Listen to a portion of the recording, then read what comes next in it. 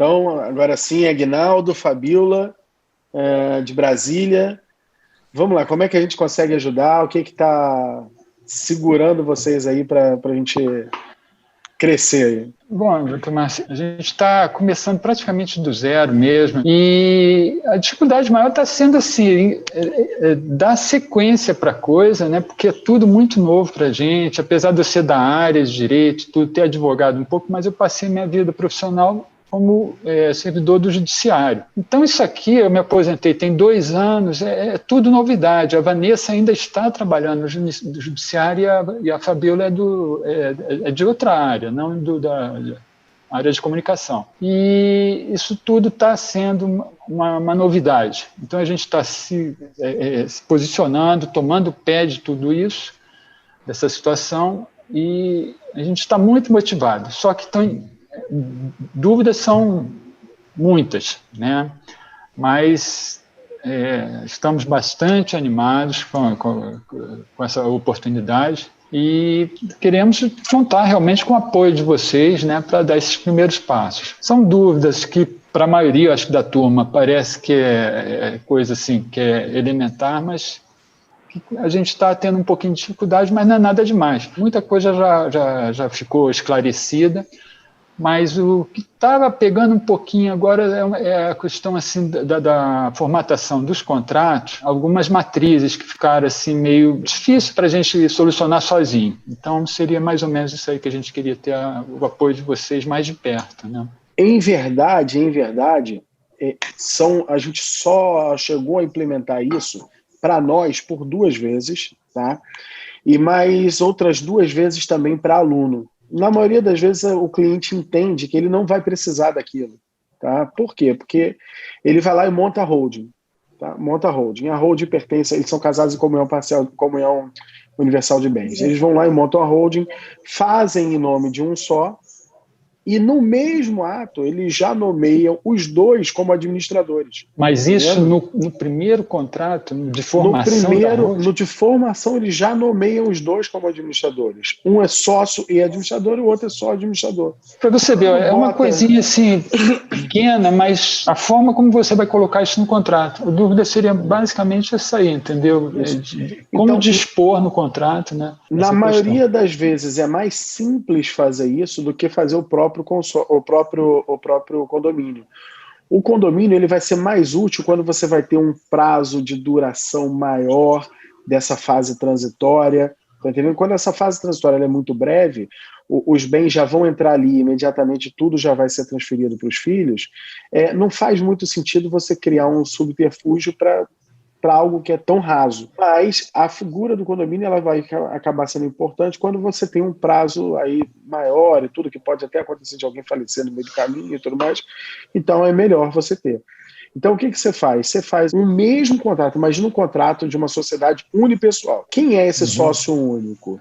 É o fulano? É a Beltrana? Não, é o condomínio de fulano e Beltrano. Tá, então eu começo o contrato dizendo que tem um sócio só, e entra como administrador os 2. Então, administrador ele é sempre uma pessoa física. Não importa se o sócio é um ente despersonificado, não importa se o sócio é uma pessoa física ou se o sócio é uma pessoa jurídica. Então, se o sócio for pessoa jurídica, por exemplo, ele vai ter que indicar um administrador pessoa física.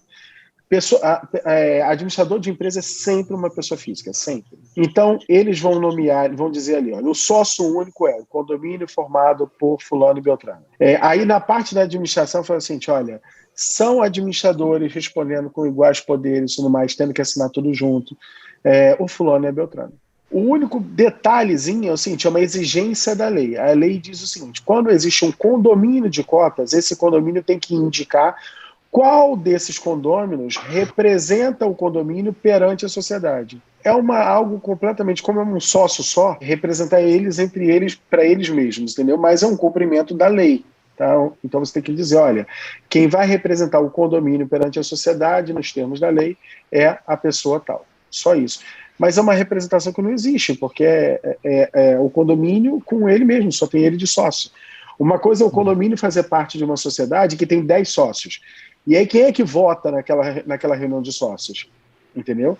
É aquele condômino que foi indicado no contrato social. Quando você tem um sócio só, você não tem reunião de sócios. Você tem um ato unilateral praticado pelo condomínio, assinado por este representante do condomínio. Representante do condomínio. A nossa dúvida maior é porque, assim, a que a gente estava fazendo como experiência era a holding do meu pai. E aí ele caiu e em 30 dias ele faleceu. Era comunhão universal, a gente já estava com tudo pronto, a documentação. Então, o que acontece? A gente ficou sem saber, né, naquele momento, se ele ficaria sozinho e depois a minha mãe entrava. Acabou que a gente não conseguiu finalizar antes de ter acontecido isso, né? E aí a situação agora ficou assim, a minha mãe com os filhos. Então, já não existe mais essa comunhão universal, porque ela agora seria a sócia administradora. Então, agora, assim, necessariamente você vai ter que fazer um inventário. Tá? A gente já está fazendo, infelizmente. Infelizmente, necessariamente tem que fazer.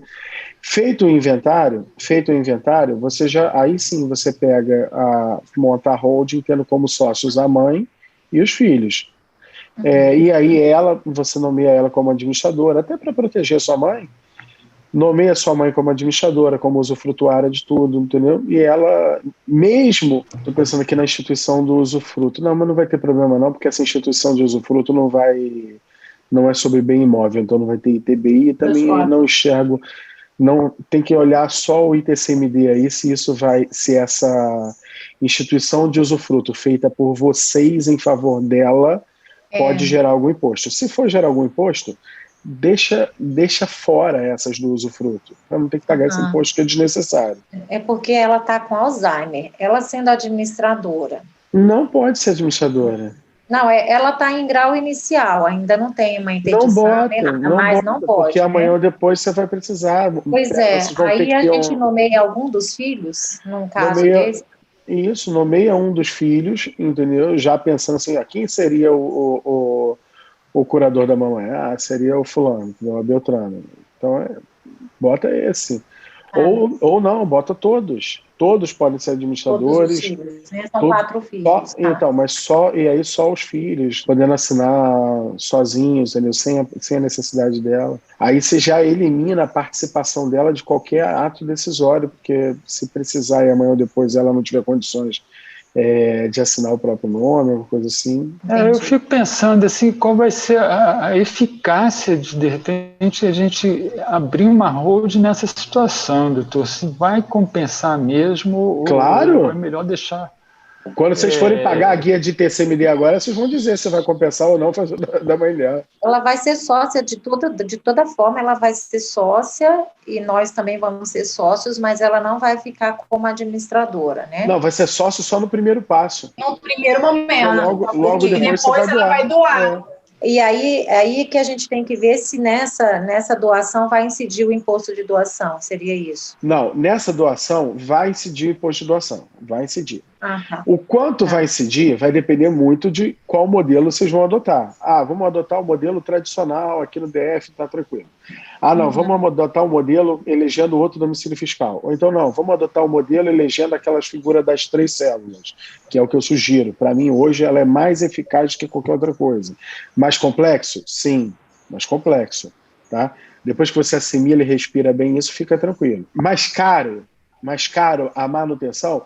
Muito mais cara a manutenção. Mas mesmo contando a manutenção dela, por que eu falo muito mais cara a manutenção? Porque toda a sociedade precisa ter um sistema de contabilidade, e esse sistema de contabilidade custa dinheiro, ainda que você pague uma vez por ano, 500 pratas por ano. É um custo. Se você bota 3 células, você vai aí para se triplicar, vai para R$ 1.500 no ano. Mas quando você compara o gasto de ITCMD, por exemplo, a uma ia ter que pagar R$100 mil, a outra vai ter que pagar R$400. Aí tu bota, peraí, qual é a expectativa de vida da pessoa? Tem 10 anos.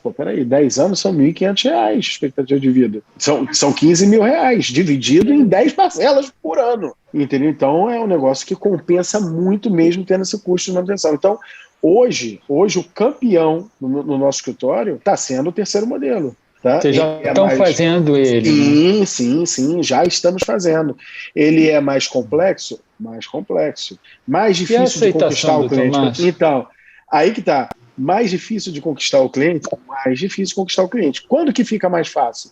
Quando você entrega para ele o seguinte, olha, eu vou te apresentar um croquis com os 3 modelos, com os 3 impactos financeiros e você decide. E aí isso o cliente vai ser essencial, né? Essa apresentação dos croquis para ele ter a noção da realidade. Então. E aí o cliente decide. Aí o que acontece? Isso gera uma reunião a mais, que a família volta, isso está sendo repetitivo para a gente.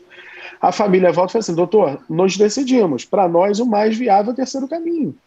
Muito mais barato que o primeiro e muito menos traumático do que a eleição de um domicílio fiscal diferenciado. Traumático não é a melhor palavra, porque nós sabemos que não é traumático, né? Mas muito menos tenso para a família decidir do que a eleição de um domicílio fiscal mais vantajoso.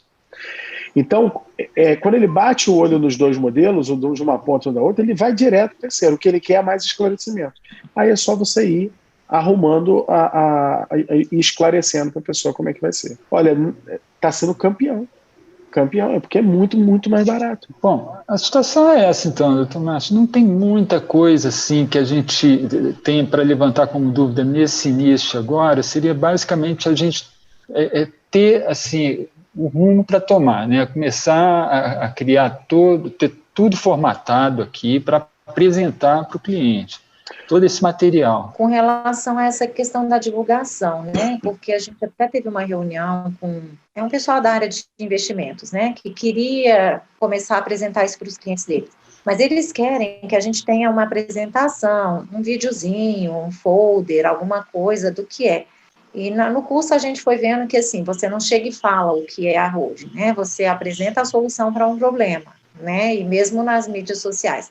O que a gente está mais em dúvida é, assim, em como implementar isso, né? A gente pode fazer esse vídeo, esse folder, essa coisa para entregar, né? Porque eles fizeram uma reunião, ficaram interessados, mas eles falaram, olha, vamos esperar isso aí. O que a gente tem ouvido das pessoas é assim, vocês estão começando, vamos esperar a coisa para ver se vai funcionar mesmo, né?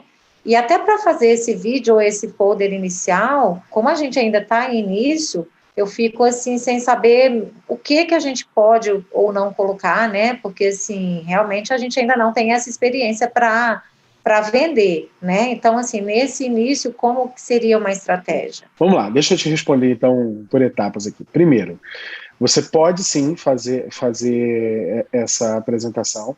O modelo de apresentação que a gente sugere é um modelo que segue um rito de empilhamento de elementos linguísticos e neurolinguísticos e tudo mais que funciona, né? Onde você começa atacando primeiro o porquê que a pessoa deve ter aquilo, as razões daquilo ali, que é aquilo que atrai a pessoa. Você fala de holding é a sua razão, não a dela. Holding é o seu benefício, não é o dela. Então você começa pelo porquê, explica como funciona, que aí existe uma tendência natural da pessoa a desejar que você diga o que é que você tem a oferecer, que resolve aquilo daquela maneira. Então a pessoa está ávida, está curiosa já para te ouvir. Essa é a linha geral da forma de fazer. Fundamental, você faz esse empilhamento, que ele funciona, é o que conquista as pessoas para a ideia de fazer holding. É muito importante vocês tomarem cuidado com questões relativas ao Código de Ética e Disciplina da OAB, tá? Então ela tem que ser, você tem que se apegar ao seguinte, olha, o que você está fazendo é informando, tá? Eu estou informando. Se alguém quiser buscar serviços sobre isso, não é aqui nesse espaço desse vídeo, nesse espaço desse folder e tudo mais. Meu escritório vai ter o maior prazer em te atender, então busque a gente se esse for seu desejo, ou busque um outro profissional que esteja habilitado para fazer isso por você. Mas o fundamental aqui é o seguinte, e isso é bem legal dizer, tá? Porque isso dá uma verdadeira aparência, tá? Verdadeira aparência para não parecer que é só a mera aparência. Dá uma aparência honesta de que você tem como interesse maior difundir aquela ideia, entendeu? Fazer com que o maior número de pessoas deixe de ser lesada com isso, e a consequência lógica disso é você ser contratado por mais gente. Mas isso é uma consequência inevitável e não o seu foco. Quero ser contratado, entendeu? Se for, você se perde. Parece que o negócio tem um liga e desliga da integridade que não permite que o negócio flua. Se você tivesse no meu negócio é ser contratado, meu negócio é ser contratado. Quando você desliga isso e fala assim, meu negócio é levar para mais gente e entrega de coração aberto, como é que a coisa flui? Como é que a coisa flui? Acredita, tá? Não sei matematizar isso, mas é assim que acontece, tá? Ele retorna. Toma cuidado com essa questão só do Código de Ética e Disciplina, que é bem tranquilo de lidar, porque você não vai estar fazendo uma oferta, tá? Você vai estar fazendo mesmo uma apresentação e vai ter como consequência essas contratações. O que mais? Se você pode dizer o que é, pode dizer o que é, já diz a pessoa, explica tudo, a pessoa está querendo ouvir, entendeu? Ela está querendo ouvir. O caminho disso, o nome disso, de uma empresa que não faz nada, que é um cofre e tudo mais, é o que serve para guardar o patrimônio da família e tudo mais, é uma holding familiar. Diz o nome. Vamos lá. A questão da experiência, tá? A questão da experiência é chave. Enquanto você não tem a sua bagagem de holdings debaixo do braço, para poder dizer para as pessoas assim, olha, eu já fiz 100 holdings, você vai dizer o que é a mais pura verdade. Olha, eu integro um grupo de profissionais que atua no Brasil inteiro e que esse grupo já realizou mais de 500 holdings e a gente atua juntos, trocando experiências, trocando ideias, entendeu? Então pronto, então você sai da experiência zero para a experiência que ninguém tem, entendeu? Essa nossa formação, essa nossa atuação em comunidade, em time, ela nos permite isso, entendeu? E assim, todo mundo que está lá, eu não fiz nem perto de 500 holdings, entendeu? Mas eu já fiz mais de 200. Então, todo mundo que está lá, também não chegou do zero, já chegou tendo essa bagagem inicial. E essa bagagem inicial já virou mais de 500, porque soma todo mundo que está ali fazendo. Então, é uma bagagem que ninguém no Brasil tem. Ninguém. Então, você faz parte de um time que atua. E é verdade, por quê? Porque na hora que você tiver qualquer dúvida, Aguinaldo, você vai chegar ali na comunidade, vai botar hashtag dúvida, hashtag, sei lá, ITBI, vai botar, olha, eu tenho um caso assim, assado, e vão ter 10 caras que já fizeram holding também, falando, não, aqui funcionou assim e tudo mais. E outra dificuldade que a gente está tendo é com os contadores, né? A gente já conversou com vários para ver se até um entrou para fazer o curso, mas assim, se eles não estão por dentro do que é a holding, como a gente está estudando, é muito difícil. Eles não entendem. O processo, são conversas e assim, está muito ainda na caixinha, né? Então, assim, eu não sei se aqui em Brasília a gente ainda não conseguiu fazer essa parceria com as pessoas aqui para entrar nesse trabalho, né? Talvez a gente tenha que ter esse apoio do grupo mesmo. E vai ser fácil por 2 motivos. Primeiro, porque agora você vai ter uma bagagem maior para chamar os contadores para conversar e apresentar o tema para os contadores e aí sugerir para eles o seguinte, olha, eu preciso de para mim é muito bom contar com um contador assistente. Eu não preciso de um contador para abrir empresa. Eu não preciso. Por quê? Porque a lei me autoriza a ir lá usar meu certificado digital para abrir a empresa. Mas para mim é muito melhor ter um parceiro nisso, um parceiro que eu envolva, que ele cuide dessa parte e tudo mais, e que também guarneça meus clientes dessa contabilidade anual que precisa por um valor baixo. Por outro lado, a pessoa como você, e aí falando para o contador, a pessoa como você, tem um ganho em dobro, né? Tem um ganho que tem um valor inexpressivo, mas que também não teve nenhum esforço de captação desse cliente, está vindo gratuitamente, que eu estou trazendo. E tem o segundo ganho, que é o de estar aprendendo esse sistema, que pode ser implementado também por você, contador, para os seus clientes. Entendeu? Você já tem um cliente, passa a ter agora a expertise, entendeu? Então, foi isso que eu conversei com os contatos que nós fizemos, eu apresentei dessa forma, entendeu, doutor Márcio? Assim, que seria uma parceria. Mas a resistência que a gente encontrou inicial foi de que eles pensam assim, quanto é que eu vou ganhar nesse negócio? Quer cobrar a parte deles. Então a gente tem que, primeiro, desarmar a pessoa para ver que isso aí pode ir muito mais além, porque ele tem uma carteira de clientes que... Começa ganhando com aquilo que jamais chegaria para ele. Exatamente. Ele. É isso que a gente tentou mostrar para eles. Isso aqui é mais um canal que vocês podem ter de atuação que vai trazer um retorno para vocês. Mas, agora, por outro lado, é o que ele já tem de cliente, aí como é que fica, né? Porque ele já tem os clientes dele que ele poderia colocar uma holding, mas ele não é advogado. Então, mas ele pode fazer. Ele pode fazer, mas se ele não tiver a expertise que vocês têm... então assim, essa ele ter o cliente e não ter expertise. Exato. Por outro lado, também nada adianta você ter expertise e não ter o cliente. Tem que casar. E é isso que eu tenho tentado mostrar para eles. Ó, pega o seu conhecimento com o meu e a gente vai se ajudando.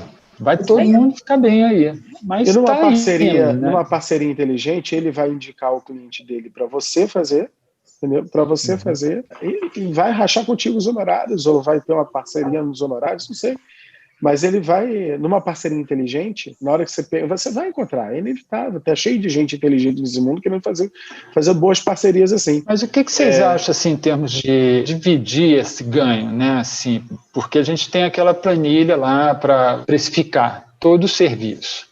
Ele vai entrar com uma parte do serviço que é essa parte contábil. Seria melhor a gente falar, olha, você cobra aí para fazer essa assistência, ou a gente vai dividir os honorários que tiver do serviço a ser feito? Muito bom. Depende. Você vai virar para o cara e falar assim, olha, como é que você quer fazer isso aqui? Você quer me indicar clientes e eu faço o serviço e aí te pago uma comissão por essa indicação, ou você quer participar da prestação desse serviço junto comigo? Eu, sinceramente, quando alguém me aborda assim, eu falo assim, ó, se é que você precisa disso, participa junto comigo, porque isso vai ter um limite, vai chegar uma hora que você não vai mais precisar de mim. E tá tudo bem, porque esse cliente também não é meu, entendeu? Tá tudo bem. Ele vai beber ali da minha fonte, e vai aprender e vai fazer. Faz parte. Porque eu imagino que isso aí é um multiplicador, né? Ele pode trazer um cliente e esse cliente depois procurar diretamente a mim para fazer. E aí a coisa vai vai se enraizando, assim, vai crescendo, né, vamos dizer. Eu acho que não tem muita preocupação com esse futuro, sabe? A coisa vai se desenvolvendo, quando você... esse é um trabalho que mostra esse tal do caminho da integridade que eu falo o tempo inteiro. Ele é inafastável, porque senão você não consegue ser contratado, as pessoas sentem o cheiro, sabe? É muita coisa envolvida, o patrimônio da vida envolvido, então ela fica muito atenta. É bem tranquilo de lidar com isso. A gente está ótimo e bastante animado mesmo, e esperando mesmo mais material, mais informação para a gente continuar aí nessa conquista. Presta atenção no que eu vou dizer. Não espera ter tudo formatado para fazer. Tá. Se você já tem condições de olhar para o cliente e falar assim, faça holding, concentre os seus esforços em falar para mais gente faça holding. Concentre seus esforços em melhorar a sua apresentação sobre holding. Por quê? Porque o problema que você tem hoje não é fazer a melhor holding. Você não tem esse problema hoje. Infelizmente, hoje o seu problema é conseguir cliente para holding. Então, preste atenção nisso. Foca nisso. Consiga cliente para holding. Márcio, mas eu não me sinto preparado. Beleza, eu me sinto, eu te ajudo. Entendeu? Eu tô isso aí é muito importante para a gente. Ter essa retaguarda é muito importante. Eu estou preparadinho para fazer. Você está, Elaine? Inclusive... Se vocês não tiverem, tudo bem. Esse não é o problema. Então, mas a estratégia da gente é essa. É começar aqui pela família, até porque quando a gente fez essa reunião com esse gestor, eles sondaram a gente. Esse pessoal é um pessoal que eu conheço há muitos anos, eu tenho investimento com eles. E quando eu falei para eles que eu estava entrando nesse ramo, até porque eles fizeram aqui em Brasília uma sequência de palestras e numa delas teve uma apresentação de holding e desde lá eu já fiquei interessado, mas não tive mais informação. Era até um pessoal lá de Santa Catarina, não lembro o nome deles agora, com certeza vocês devem conhecer, que estão trabalhando com isso aí já tem um tempo, não sei em que nível. E quando eles vieram propor essa reunião, eu fui lá e apresentei para eles tudo, assim, mais ou menos dentro do esquema que vocês passaram para a gente. E ficou essa questão. Já fizeram alguma coisa? Não. Então, quando vocês tiverem alguma coisa já encaminhada e tudo, a gente volta a conversar, porque eles querem passar para a gente a carteira de clientes. Alguma então, coisa desse tipo. Então agora o que você vai ter que se posicionar para ele é dizendo o seguinte, olha, lembra como é que estava lá atrás, o problema da questão da experiência, a gente abandonou, já ultrapassou isso.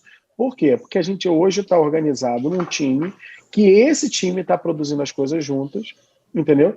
Então eu estou tendo a oportunidade de participar junto com eles e juntos esse time já fez mais de 500 rounds no Brasil inteiro. Então pode vir com o que você tiver, do pequeno ao bilhardário, que lá nós temos condições, o que passar por mim, dentro da minha experiência pessoal, eu tenho lá gente que tem de 2 a 20 anos de experiência nessa área. Porque eles têm de 2 a 20. Assim, e quando eu falo de 2 a 20, é de 2 a 20.